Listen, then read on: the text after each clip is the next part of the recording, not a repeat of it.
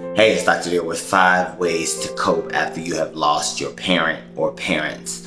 I made a video the other day of how it felt to lose your parents and the things you miss about them. And this one is how to cope with that. And that leads me to number one is keep their memories alive. Talk about those memories all the time. Don't put them away in the box and forget about them, and because you feel like you're making people uncomfortable when you talk about those memories. Keep those memories alive. That person was important to you. And that leads me to number two is allow yourself to feel the feelings that you feel when you think about them.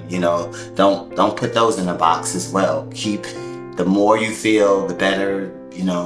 Grief is always going to be there, so you have to get used to it. And that leads me to number three is create a family tradition in their name. I do a family day every year, every other year, where we just celebrate family and get together and eat and play games and all of things like that. And that leads me to number four. I always say my parents, when I dream about them, that's the way they're visiting me. They're checking in on me, making sure I'm okay, being able to communicate with me. And I always treat that as such. And I always look for signs in the universe for them talking to me. And that leads me to number five is talk about your parents all you want to. A lot of people want people to be quiet when someone is deceased. You don't want to hear their name. You want to just talk about them every now and then. No, the more you talk about them, the more it doesn't seem so big.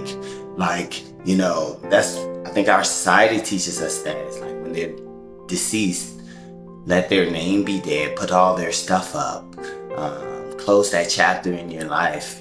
If you're struggling, talk to a therapist. But if you're managing your grief, talk about it.